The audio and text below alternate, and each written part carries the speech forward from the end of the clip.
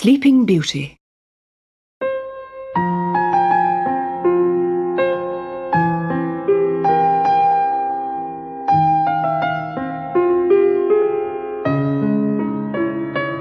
The sun was shining and the birds were singing, but the queen was sad as she bathed in her lake. "Oh, how dearly I wish for a child," she sighed, and a tear fell from her eye into the open mouth of a frog who was perched on a water lily leaf.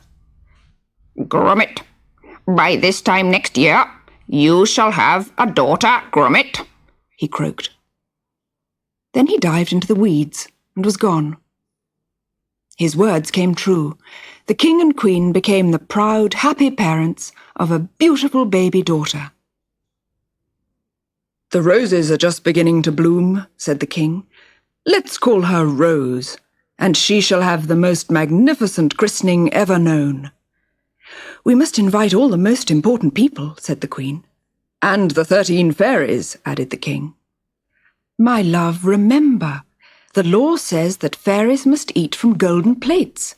We only have 12 golden plates." "Well, 12 fairies are enough," decided the king. After the grand feast, the guests danced and sang until it was time for the fairies to present their gifts to the royal baby. The first gave her beauty, the second, grace of movement. The others in turn gave her a sweet voice, kindness, health, gentleness, truth, goodness, friendship, happiness, a sense of humor, and... But before the 12th fairy could speak, the ballroom suddenly turned dark. The wind howled, an owl hooted, and everyone shivered. Standing beside the cradle was a small bent figure dressed all in black. Her green eyes gleamed in a white, wrinkled face. "You did not invite me," sneered the 13th fairy. "But here I am, and here is my gift. On her 15th birthday, the princess will prick her finger on the spindle of a spinning wheel, and she will die." With these words, she vanished. The wind subsided, the owl grew silent, warmth and light returned. In her cradle, the tiny princess cried softly, and a gloom fell on everyone. Then the 12th fairy came forward and spoke quietly. "Rose will prick her finger, but she will not die. Instead, she and all within the palace will fall asleep, until one day a prince's kiss will wake her." Immediately, the king ordered that every spinning wheel in the kingdom should be destroyed.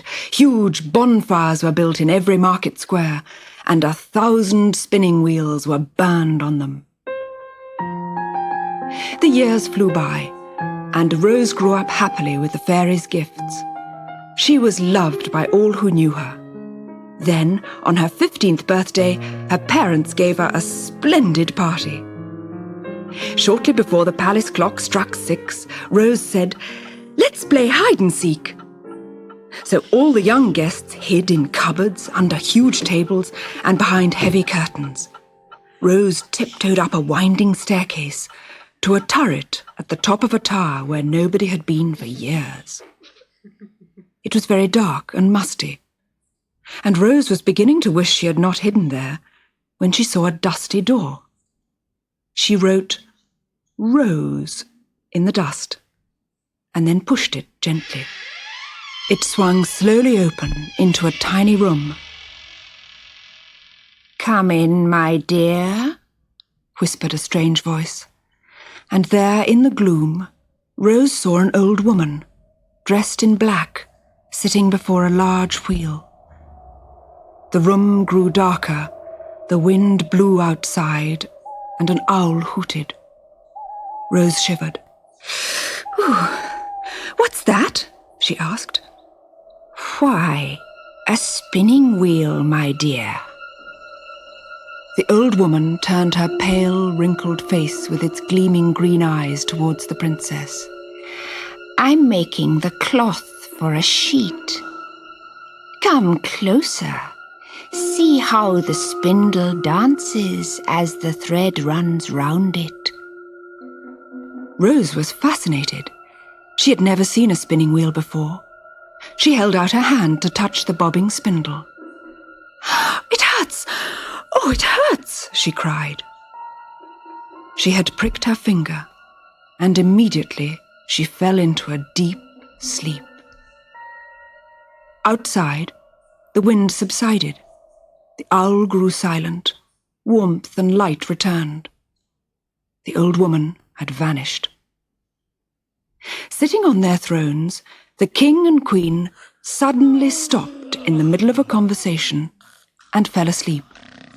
The young guests slept in their hiding places, their fingers on lips that were about to say shh, and the seeker slept standing up, his hands firmly over his eyes.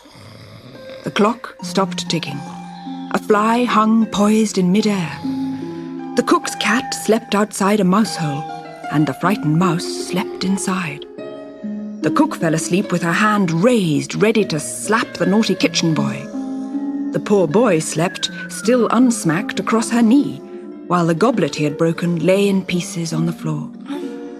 The dog, who had been dozing, slept still more soundly. The spiders were still and silent in their webs in the turret room. Days, and then weeks passed. Months turned into years, and yet more years. After 10 years, a hedge of briar roses had grown up all around the palace. After 20, the palace was hidden completely. 90 years passed, and the thicket of roses, weeds, and thistles had grown into a dense forest. The story of the Sleeping Beauty spread throughout the world and was passed down in every royal family. Many brave princes tried to break through the forest to find her, but none succeeded. Until one day, a handsome prince arrived from a far-off land. Though cruelly scratched by the thorns and brambles, he went on hacking his way through the thicket with his sword until he grew exhausted. His strength had almost given out, when suddenly something very strange happened. The cruel thorns softened, and roses began to bloom on the briars. He moved as though by magic through the branches. 100 years had passed since Rose's 15th birthday, but in the palace, time had stood still. The prince opened the heavy palace doors.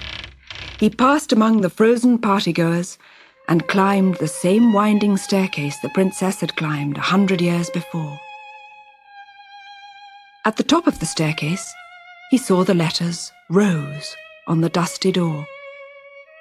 And inside the turret room, he found the sleeping girl. He had never seen anyone so beautiful. Slowly, as if in a dream, he bent his head and kissed her. The princess woke immediately. "I've waited for you so long," she said, gazing up at him. At once, everyone in the palace awoke. The king turned to the queen and said, "I quite agree with you, my dear." The mouse scuttled further down the hole away from the hissing cat. The dog rolled over. The seeker took his hands from his eyes and called out, "Ready!" And the children hiding smiled, fingers on lips, and whispered, "Shh." The naughty kitchen boy scrambled off the cook's lap, and she slapped her own knee instead. The fly landed on a jammy spoon, and the palace clock struck 6. Many years later, when Rose and the prince were married, they would often tell their children the strange tale of the 13th fairy, the spindle, and the 100 sleeping years.